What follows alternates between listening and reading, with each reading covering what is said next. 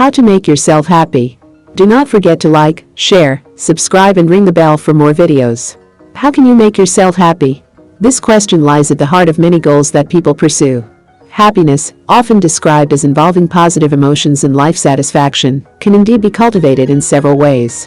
In addition to adding happiness-inducing elements to your lifestyle, you can also work on your habitual thought patterns to foster a more optimistic outlook. In order to make yourself happy, you should explore the current state of your life, assess your level of happiness, and find a direction to work toward that will likely bring greater joy and contentment. Keep in mind, however, that happiness means different things to different people. Identify what makes you happy. The first step to making yourself happy is to figure out what things in life bring you joy and contentment. This means assessing the things that actually bring you joy and not what societal expectations tell you about joy. Sometimes it's easy to get caught up in the idea of what you think will make you happy rather than what actually does. People strive for that perfect relationship, the perfect house, the beautiful body, the approval of others, all in an attempt to be happy. Sometimes these things make us happy. Other times, we stress over not having reached our goals, or we reach them and find that we're still not happy. Other times, we focus so intensely on one goal that's thought to bring happiness that we don't have time for other things in our life that will make us truly happy. Factors that boost happiness. Positive psychology experts, those who study human happiness and the factors that contribute to it, have identified several key areas of life that seem to be more related to personal happiness. Some factors include money, friends, health, living conditions, neighborhood, spirituality, community involvement, sense of meaning and purpose in life. Being dissatisfied with some of these areas is not necessarily a recipe for unhappiness, and being satisfied in most of these areas is no guarantee for a life of bliss. However, if you're more satisfied with these areas of your life, you tend to be happier in general. Focusing on some of these key areas may help increase your levels of happiness in your daily life. Look for ways that you can make changes, even if they are just small changes at first, that will help you feel more content. Making healthy choices, getting involved in things you are passionate about, and developing a strong social support network may help. How your attitude affects happiness. Lifestyle, however, is only part of the happiness equation. Your attitude about life and the things that happen to you each day can also greatly impact your overall level of happiness and life satisfaction. It's probably no secret that optimists tend to be happier people, but you may not realize that there's more to optimism than putting on a happy face or looking on the bright side. There are specific traits that bring optimists more success, greater health, and increased life satisfaction. Cultivating the mind of an optimist can not only mean cultivating happiness, regardless of your circumstance, but it can actually bring more things into your life to be happy about. In addition to optimism, happy people tend to have an internal locus of control. Simply put, they tend to believe that they are the masters of their fate rather than the victims of circumstance. When you view the stressors of your life as a challenge rather than a threat, you tend to come up with more effective solutions. You also feel more exhilarated rather than drained as you tackle these circumstances. Finding balance. Many people pursue goals that they expect will make them happy, but happiness isn't always the end result. We all know people who have put everything they have into their careers at the expense of their personal lives only to wonder why they're successful and still unhappy. It's also all too common for people to be surrounded by a beautiful home, expensive cars, designer clothes, and sometimes mounds of debt, and still have less personal satisfaction with life than they had without all the stuff. So how can you know which goals will garner personal happiness and which won't? In order to make yourself happy, you need to find balance. A good job and financial stability can be important for happiness, but you must also balance those things with other factors that promote happiness, including your health, your relationships, and other meaningful pursuits. There's no happiness quick fix. It's a balancing act, so don't devote the lion's share of energy to pursuing a single goal to the exclusion of other important lifestyle factors. As you set your goals, remember all of the areas of life that are important to you. Map out a detailed description of how you would like your whole life to look, or set goals and develop healthy habits for a different area of your life each month.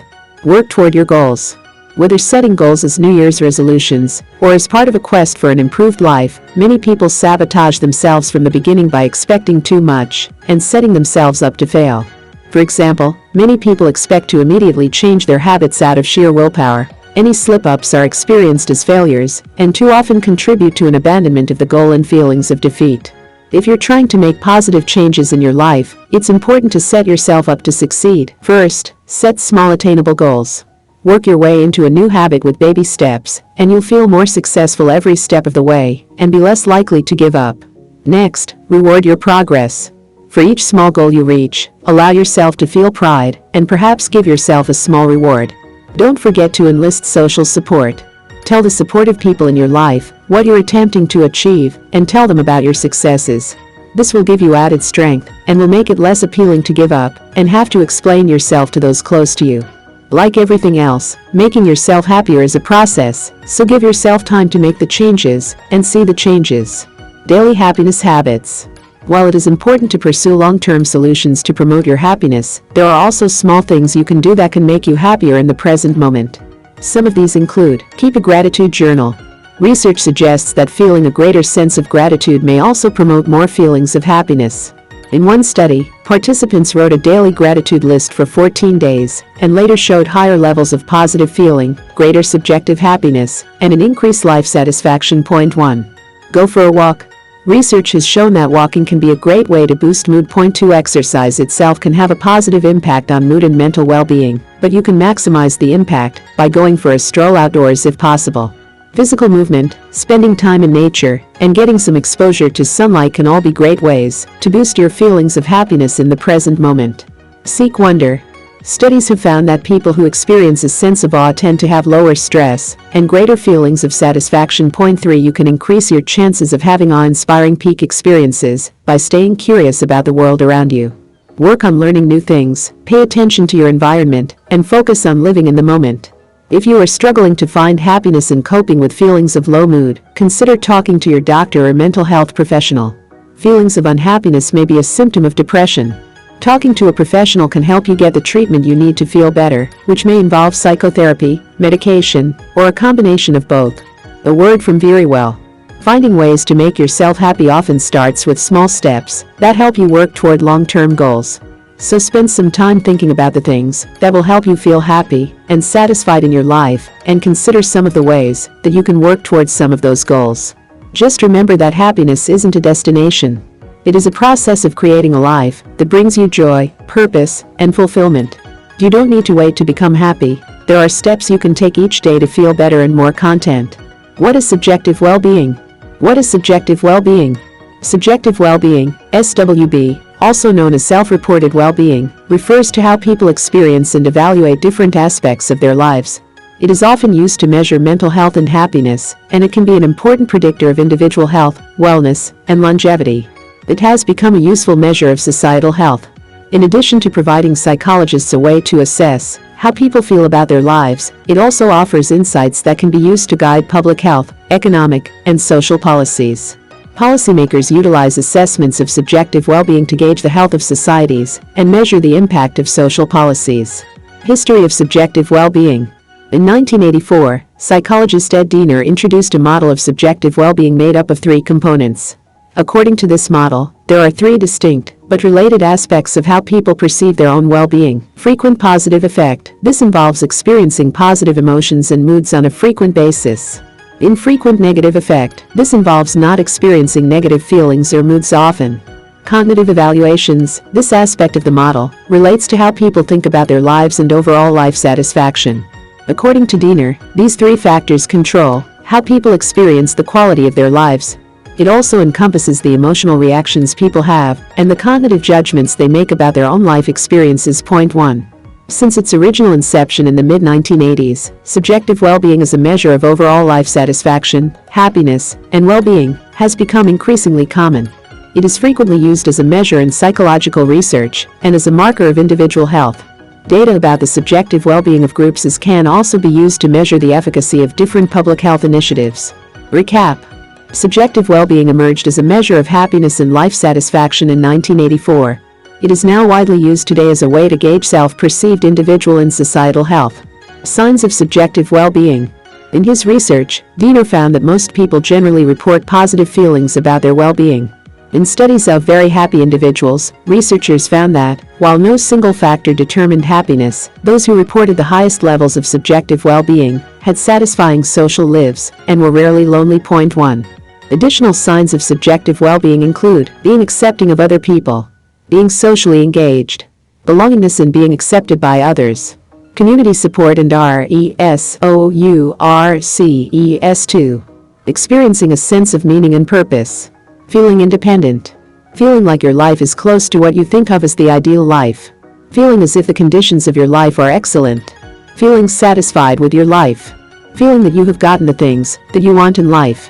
Having more positive emotions than negative ones. Having opportunities to engage in spiritual practices. Mastering areas that are important to you. Physical wellness such as feeling like you are getting enough sleep, exercise, and nutritious food. Self-acceptance. If you had the opportunity to live your life over again, would you change anything?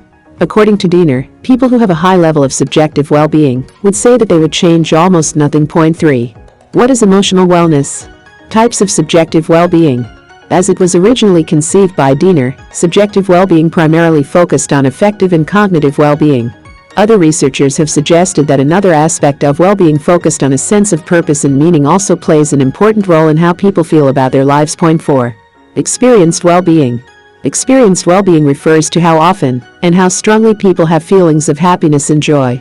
This type of well-being is also often referred to as hedonic well-being. It encompasses both affective and cognitive appraisals of overall well-being.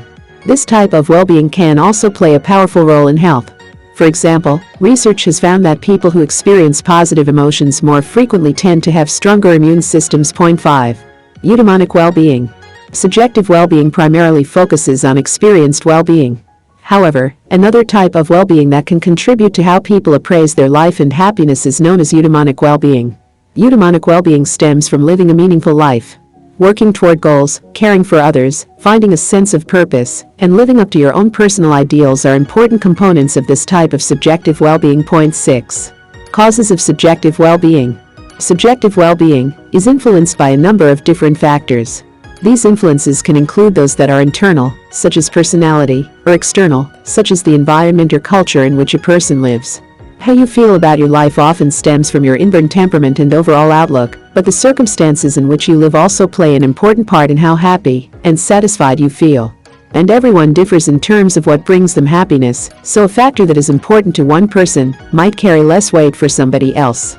However, researchers have identified some key causes that play an important role in overall subjective well-being. Basic resources. Having what you need in life, whether it is money, housing, or healthcare, is an important part of your subjective sense of well-being. Personality and temperament. Your inborn temperament can affect your happiness levels throughout life. Your personality is another key component. Traits such as extroversion tend to be linked to more positive feelings about life, while neuroticism tends to be connected to a more negative outlook. Mindset and resilience. People who maintain a positive mindset and who possess a strong sense of resilience tend to feel more optimistic, even when facing difficult life events. Point 7. Social support. Research has shown that having social support has a powerful impact on both physical and mental well-being. Point 8. Societal factors. Characteristics of the society in which you live, including whether it is affected by problems such as crime, war, poverty, or conflict, can also influence how you feel about your life. Recap. Many different factors impact your subjective well-being. Personality, temperament, and social support can affect how you feel about your life, but so can characteristics about your society, including your access to basic resources. How do I know if my mental health is improving? Impact of subjective well-being. Subjective well-being doesn't just help you feel good about your life, it also has a powerful impact on your wellness in both the short and long term. In fact, subjective well-being may be one of the most powerful predictors of overall health and happiness. Health benefits. Research suggests that people who have a more positive subjective well-being tend to be healthier and live longer. One 2017 study found that subjective well-being may play a protective role in health. It was associated with decreased mortality and increased longevity. Point 9. Research has also shown that positive emotions and well-being are also linked to stronger immunity and reduced inflammation. Point 10. While stress and negative emotions can take a toll on your health, researchers have found that subjective well-being can provide a buffer against these effects and may even undo some of the damage. Point 1. Because positive emotions lower stress and promote healing. You may be better able to recover after coping with a stress-inducing situation. Researchers also suggest that subjective well-being is linked to a decreased risk of heart disease and stroke, faster recovery after illness, and increased practice of health-promoting behaviors. Point 1. Other benefits. Studies have also shown that people who experience positive emotions frequently are more likely to be productive and creative. They tend to earn more money, cooperate more with others, and engage in fewer risky behaviors. They also have better social relationships and engage in more prosocial behaviors. Point 1. Recap. Having high levels of subjective well-being means that you are generally happy and satisfied with your life. This can have a positive impact on your physical and mental health, including your overall longevity. How to improve subjective well-being. So if you're looking for a way to improve your life, start by working on your subjective well-being. Because subjective well-being has such profound effects on both individual and societal health, there has been considerable interest devoted to ways to help people become happier and more satisfied with their lives. Some specific strategies that have been shown to be effective include mindfulness and cognitive behavioral interventions. Point 11. Mindfulness is a practice that involves learning how to focus on and appreciate the present. Instead of worrying about the past or future, people learn how to live in the moment and pay attention to the things that bring them joy and peace in the here and now. Cognitive behavioral approaches focus on helping people recognize negative thought patterns that interfere with happiness. Replacing these automatic ways of thinking with more positive, helpful patterns can lead to greater optimism and happiness. Strategies that can help. Improving subjective well-being is a personal process that will be different for everyone.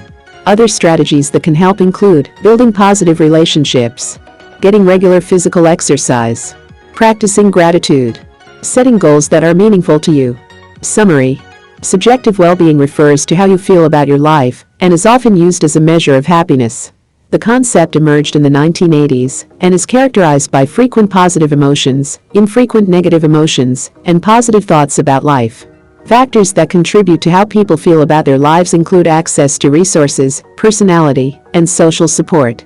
Higher levels of subjective well-being are linked to better health, lower stress levels, and longer life. A word from Verywell. It is important to remember that, while subjective well-being is influenced by your environment and your circumstances, it is also about how you respond and feel. Happiness isn't passive, and there are steps that you can take to feel better about your life. This includes making sure that you are doing things that help bring you happiness and joy. Subjective well-being is all about finding what works for you and making happiness a priority.